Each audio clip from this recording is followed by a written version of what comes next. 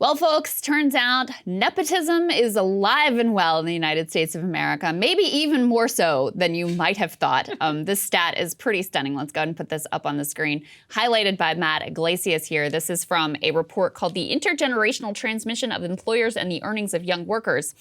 In this research, he pulls out the statistic that 29%, almost a third, of Americans work for their parents' employer at least once before turning 30. Also, by the way, it tends to be higher income people who have their kids work at their companies. And it also tends to confer intergenerational wealth benefits. So if you're a rich kid, rich parents, working in a fancy place, you get your foot in the door, lo and behold, it means that you're gonna have more earnings throughout your career. But this is, 30% is really high. And that doesn't count like, oh, I worked for my uncle's firm. Right. Oh, I worked for my grandfather. Oh, I worked for my aunt's firm. Oh, none of that. Just the literal parents. So this is really an undercount of the amount of nepotism. I was like, am I the only person who was totally shocked by this? I'm like, I've never even heard of such a thing. I mean, I guess it's one thing to think about like getting your parents like help, like you said, by referring to possibly a family member or like a friend or maybe that person's company. But to like straight up work for your parents' business is one thing. And I was wondering if maybe there was like a class divide. And I was like, well, you know, if you work in the trades, like it's not a crazy idea that you have a trade business. But it's not. It's actually much more at the higher levels of income where you see a lot of this. And I think I know the reason, which is actually this is straight up tax evasion.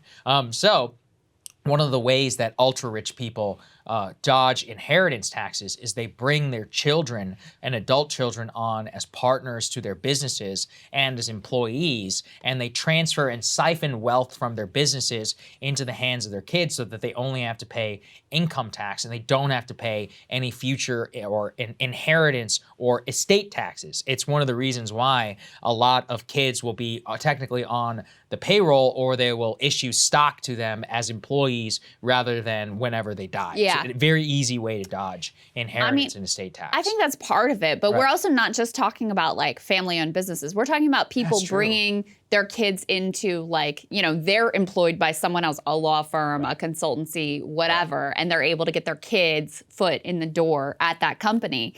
And I mean, I think that this really does go to show so much of our society operates on, it's not what you know, it's who you know. You were much more likely to be able to get that job at that, you know, at that office with the nice perks and the decent salary and all that stuff if you already know someone who's there, who's gonna vouch for you and help to bring you along.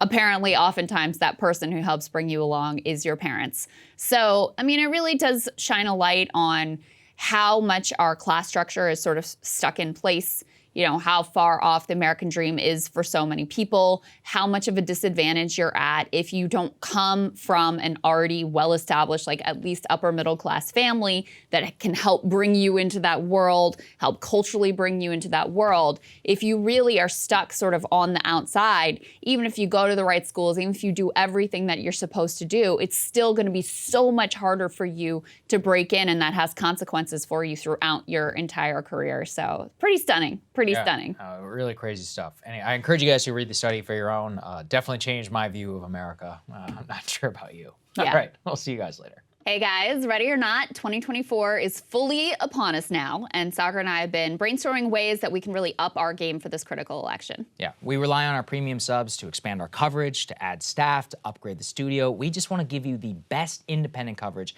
of this election, which is possible. So if you can help us out, become a premium subscriber today, breakingpoints.com, or the link is down here in the description video. It really means the world to us, and if you like what we're all about, this is the best possible way to keep us 100% independent, working only for you.